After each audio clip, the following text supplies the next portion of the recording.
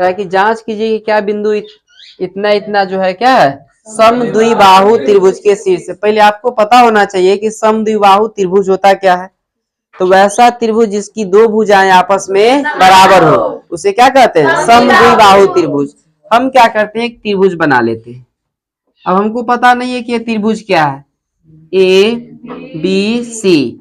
ए का वैल्यू कितना हो गया 5, -2, बी का वैल्यू 6, 4 और सी का वैल्यू 7, -2 लिख दिए। अब इसमें 3 गो भुजा हो गया, एगो भुजा हो गया ए बी, एक भुजा हो गया बी सी और एक भुजा हो गया ए सी। 3 गो भुजा हुआ।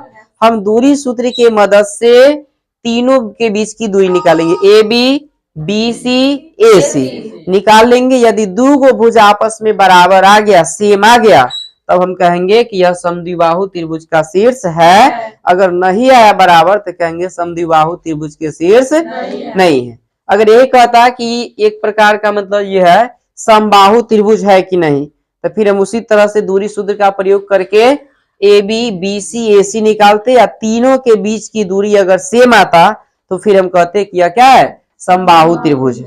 अगर तीनों का अलग अलग आएगा तो विषमबाहु। हम क्या करते हैं, पहले चलते हैं ए बी के लिए। किसके लिए, ए बी। तो ये हो गया x1 y1, ये हो जाएगा x2 y2। ठीक है, x1 हो गया हमारा कितना 5 और y1 -2, x2 कितना हो गया 6 और y2 कोई दिक्कत, x1 y1 x2 y2 x3 y3। ठीक है, अब हम दूरी सूत्र लगाएंगे। ए बी बराबर √अंडर x1 - x2 का प्लस y1 - y2 का कर दिए। x1 का वैल्यू x2 का वैल्यू तो 5 में से 6 गया उसका स्क्वायर प्लस y1 का वैल्यू -2 और -y2 का वैल्यू 4। इसका क्या करेंगे स्क्वायर।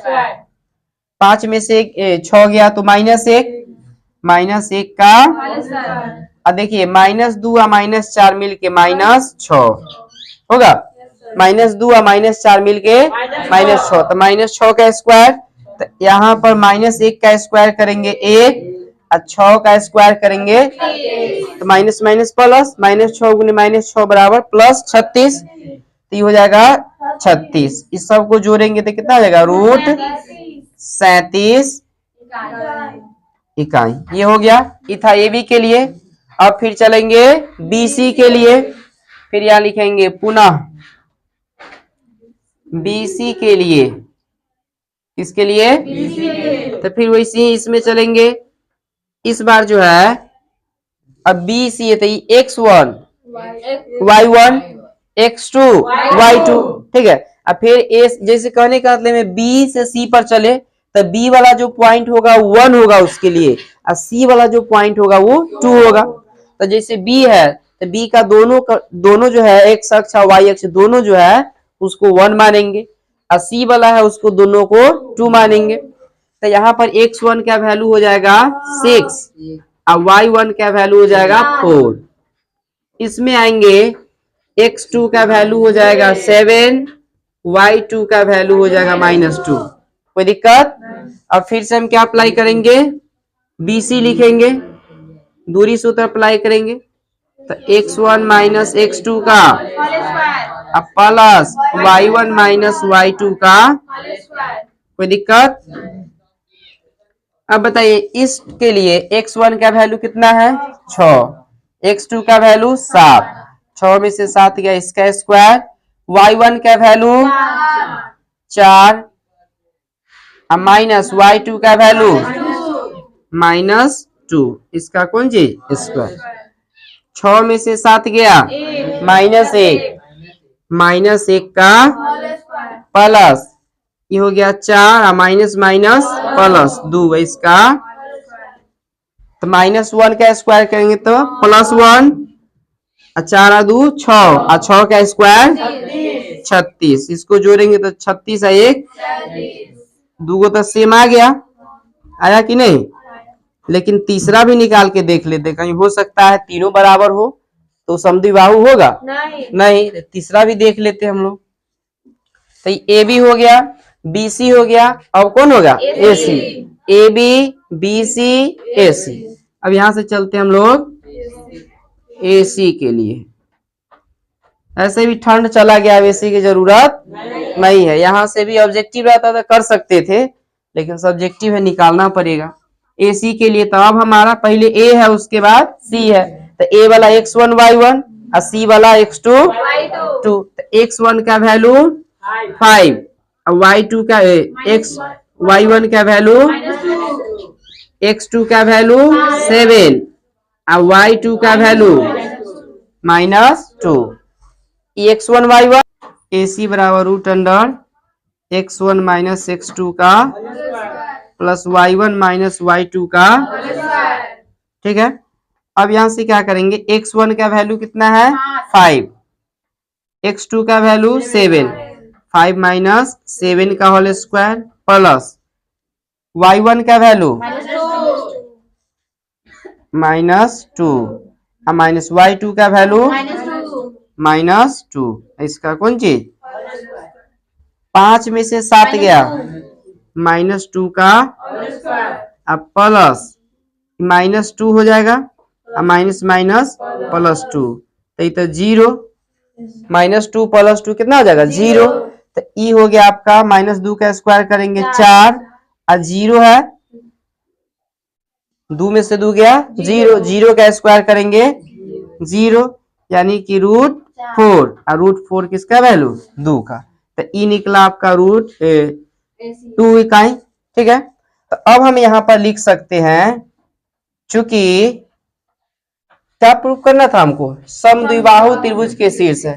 तो समद्विबाहु त्रिभुज में दो भुजा बराबर होना चाहिए, दो बराबर आया कि नहीं आया। एगो कौन है बराबर, एगो ए बी और एक बी सी, यानी ए बी जो है वह किसके बराबर है बी सी के, यानी ए बी और बी सी बराबर, यानी कि यह समबाहु त्रिभुज समद्विबाहु त्रिभुज है। तो लिखेंगे चूंकि ए बी बराबर B C not equal to A C है, अतः यह समद्विबाहु त्रिभुज का क्या है शीर्ष है। ठीक है, फिर इसी तरह से अगर 4 गो बल आपको देगा और कहेगा कि देखिए कि यह एक वर्ग है कि आयत है, तो आयत में क्या होगा, आमने सामने वाला बराबर होगा, तो दूरी सूत्र का यूज करेंगे। ठीक है, 4 गो रहेगा, मान के चलिए इस टाइप से। ठीक है, हमको पता नहीं कि आयत है कि वर्ग है, फिर भी हम क्या किए, बनाने के लिए हम फिगर 1 बना दिए। ठीक है, आपको कहेगा कि यह जो निर्देशांक दिया गया है क्या यह आयत है या क्या यह वर्ग है, तो हम क्या करेंगे, चारों का जो निर्देशांक दिया है चारों में दूरी सूत्र लगाएंगे। ए से एक बार ए बी, फिर बी सी, फिर A C, sorry A B B C C D और ए डी, चारों निकालेंगे। अगर A B B C A B और सी डी यानी कि दो गो भुजा आपस में सेम सेम आ गया, दो गो सेम आ गया तो हम समझेंगे कि वह आयत है। चारों अगर सेम आ गया तो वह वर्ग है। ठीक है, ऐसा आपको मिलेगा इसी क्वेश्चन में, इसी चैप्टर में आपका 6ठा या 7वां क्वेश्चन जो है इसी प्रकार से है कि कौन आयत है और कौन वर्ग है, ये आपको क्वेश्चन देता है इस टाइप से। ठीक है, तो जब भी समबाहु समद्विबाहु या विषमबाहु त्रिभुज की चर्चा करें, बस आप इसी तरह से दूरी सूत्र का यूज कीजिए, देखिए कि बराबर आ रहा है कि नहीं। अगर आ गया तो कहेंगे समबाहु है, समद्विबाहु है, जो पूछ रहा है क्वेश्चन में उस हिसाब से। ठीक है, क्वेश्चन नंबर 5 में इस तरह से डायग्राम दिया है। इसमें देखिए 4 आदमी हैं, चारों का नाम है, जैसे चंपा और चमेली कक्षा के अंदर मतलब क्या कर रहे हैं, घूम रही है। यानी मान के चलिए कि चारों डायरेक्शन में घूम करके चारों कॉर्नर पे जाके एक मतलब आकृति बना लिए, जैसे एक यहाँ है, एक यहाँ, एक यहाँ, एक यहाँ। अब ये जो आकृति बना ली गई है, हमको जांच करने के लिए कहा जा रहा है कि ये जो आकृति बना है यह आकृति एक वर्ग है या नहीं है, मतलब जांच करने के लिए कह रहा है कि आकृति एक वर्ग है, क्या है वर्ग है। तो हम लोग को सबसे पहले यह जो आकृति है नाम दे देते हैं। ए हो गया, ये बी हो गया, ये सी हो गया और ये क्या हो गया डी। हम क्या करते हैं दूरी सूत्र का प्रयोग करके, देखिए पहले चारों का हमको निर्देशांक पता करना होगा। ठीक है, तो ये वाला लाइन हो गया आपका एक्स अक्ष, ये वाला लाइन हो गया वाई अक्ष। तो अब देखिए पॉइंट ए के लिए एक्स में कितना पर है 3 पर और वाई में 4, यानी इसका निर्देशांक हो जाएगा 3,4। इस पॉइंट का निर्देशांक 3, क्योंकि एक्स में कौन लाइन पे है 3 पर और वाई में 4 पर, तो 3,4 इसका हो जाएगा निर्देशांक। डी का देखेंगे तो एक्स में कौन पे पॉइंट पे 6 पर और वाई में 1 पर, यानी 6,1 इसका निर्देशांक हो गया। फिर बी की बात करते थे, बी देखिए 6 के सामने है इस पे, एक्स में 6 और वाई में 7, यानी इसका निर्देशांक हो जाएगा 6,7 हो गया। अब बच गया ये सी।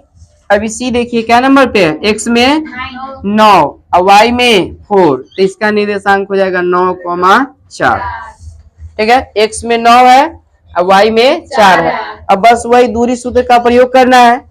बस एक बार ए बी, तो ए बी के लिए ए का निर्देशांक हो जाएगा x1 y1, ये हो जाएगा x2 y2। और फिर बी सी के लिए करेंगे A B B C C D A D, चारों के दूरी सूत्र का प्रयोग करके हम निकाल लेंगे। पहले क्या निकालेंगे ए बी, फिर बी सी, फिर सी डी और उसके बाद ए डी ये निकाल लेंगे, अपने पता चल जाएगा कि ये वर्ग है कि नहीं है। ऐसे भी आसान है, हम इसके विकर्ण की लंबाई निकाल सकते हैं।